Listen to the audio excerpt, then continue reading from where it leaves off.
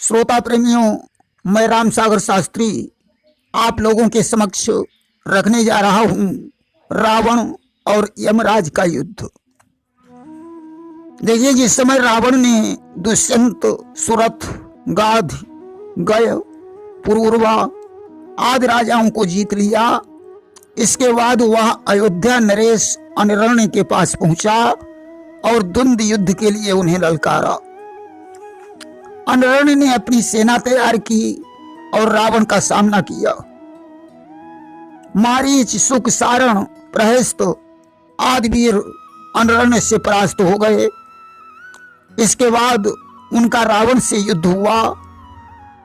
रावण के तमाचा मारने से अनरण्य व्याकुल होकर पृथ्वी पर गिर गए और उन्होंने रावण को श्राप दे दिया कि एक दिन इक्ष्वाकु वंश में दशरथ नंदन श्री राम का अवतार होगा जो तेरे प्राणों का हरण करेंगे। रावण को इस प्रकार श्राप देकर अनरण्य ने अपने प्राणों को छोड़ दिया। एक दिन की बात है, रावण पुष्पक विमान से यात्रा कर रहा था। रास्ते में इसकी भेंट देवर्षि नारद से हो गई। नारद ने रावण को यमराज पर विजय प्राप्त करने की सलाह दी। रावण की बात समझ में आ गई। उसने विचार किया कि यमराज को जीतकर मैं काल जीत बन जाऊंगा। नारद जी भी आज रावण और यमराज का युद्ध देखने के लिए उत्सुक थे। वे रावण से पहले ही यमराज के पास पहुंच गए और उन्होंने यमराज को बताया कि रावण आप पर आक्रमण करना चाहता है, इसलिए मैं सूचना देने आया हूं। तब तक रावण का विमान भी पहुंच गया। अब तो रावण ने वहां जाकर यमराज का भयंकर रूप देखा। यमपुरी में यातना भोगते हुए जीवों को देखा, पुण्यात्मा जीवों को सुख भोगते हुए देखा। रावण ने यातना भोगने वाले पापियों को मुक्त करवा दिया। अब तो यमदूत रावण पर टूट पड़े। परिघ, शूल, मूसल, शक्ति तोमर आदि शस्त्रों की वर्षा होने लगी। पुष्पक विमान को यमदूत तोड़ने फोड़ने लगे, परंतु ब्रह्मा जी के प्रभाव से पुष्पक विमान को कोई क्षति नहीं पहुंची।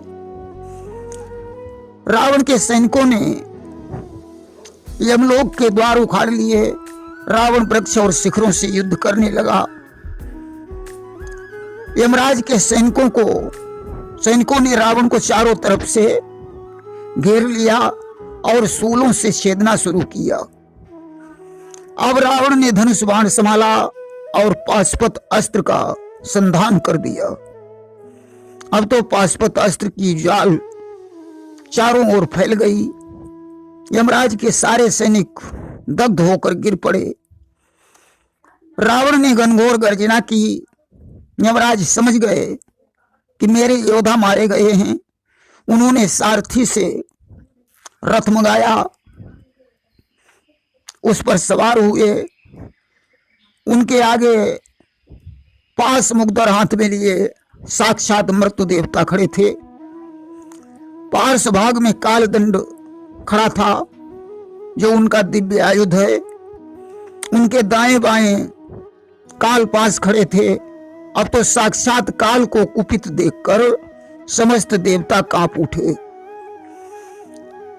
आज यमराज रावण के समीप पहुंचे। मृत्यु देवता के साथ उस विकराल रथ को देखकर रावण के योद्धा भाग खड़े हुए, परंतु रावण को कोई भय नहीं हुआ। यमराज ने शक्ति और तोमरों का रावण के ऊपर प्रहार किया। रावण ने भी यमराज के ऊपर बाणों की वर्षा की, यहां तक कि यमराज और रावण का युद्ध 7 दिन तक हुआ। दोनों योद्धा पीछे हटने वाले नहीं थे। उस समय ब्रह्मा जी देव और गंधर्वों के सहित वहां उपस्थित हो गए। रावण ने 4 बाणों से मृत्यु को और 7 बाण मारकर यमराज के सारथी को पीड़ित कर दिया। 1,00,000 बाणों का प्रहार यमराज के ऊपर किया। अब यमराज को क्रोध आ गया उनके क्रोध से मृत्यु और काल प्रसन्न हो गए। मृत्यु ने यमराज से कहा, आप मुझे छोड़िए, मैं इस पापी को अभी मार डालूंगा। धर्मराज ने कहा कि तुम ठहरो, मैं ही इसे मार डालता हूं। और उन्होंने कालदंड को हाथ में उठाया। कालदंड को देखकर समस्त सैनिक भाग खड़े हुए। ब्रह्मा जी ने विचार किया कि अब तो सारा खेल ही बिगड़ जाएगा। अगर रावण कालदंड से मारा गया तो हमारी बात झूठी हो जाएगी, अगर नहीं मरा तो भी मेरी बात झूठी हो जाएगी। आज तो उन्होंने यमराज को सावधान कर दिया कि सावधान करना नहीं, कालदंड संधान हो जाएंगे असुर के झूठे सब वरदान।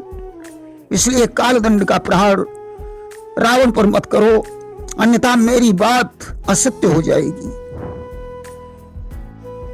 यमराज शांत हो गए। उन्होंने ब्रह्मा जी की बात मान ली, युद्ध करना बंद कर दिया और रथ सहित अंतर्ध्यान हो गए। रावण ने अपने को विजयी मान लिया, पुष्पक विमान पर सवार हुआ और लंका को लौट आया। इसके बाद रावण ने शूर्पणखा के पति काल के वंशी विद्युत जिह्वा पर आक्रमण करके उसे मौत के घाट उतार दिया। इसके बाद वरुणपुरी पर चढ़ाई की, वरुण पर विजय प्राप्त कर ली। देखिए, कुंभी नसी रावण की मौसेरी बहन थी। माल्यवान की पुत्री का नाम अनला था, जो रावण की मौसी थी। अनला की पुत्री का नाम कुंभी नसी था। जिस समय मेघनाद यज्ञ में तत्पर था, विभीषण तपस्या कर रहे थे, कुंभकर्ण सो रहा था, रावण घर में नहीं था, उस समय मधुदैत्य ने वहां पहुंचकर मंत्रियों और कुछ राक्षसों को मार डाला और कुंभी नसी का हरण कर लिया। रावण ने आज बदले की भावना से मधुपुरी पर चढ़ाई कर दी। कुंभी नसी ने रावण के चरणों में अपना मस्तक रख दिया। रावण ने कहा, बहन तुम डरो मत, बताओ मैं तुम्हारे लिए क्या कर सकता हूं। कुंभी नसी ने कहा, भैया अगर आप हम पर प्रसन्न हैं तो हमारे पति का वध मत कीजिए। रावण ने कहा, बहन अपने पति का हाथ मेरे हाथ में दे दो, मैं उन्हें साथ में लेकर देवलोक पर विजय प्राप्त करूंगा। आज कुंभी नसी ने अपने पति को जगाया। रावण ने उससे मित्रता कर ली, स्वर्ग पर विजय प्राप्त करके वापस कर दिया। इसके बाद मेघनाद ने इंद्र पर चढ़ाई की और इंद्रजीत बन गया। प्रेम से बोलिए वृंदावन बिहारी लाल की जय।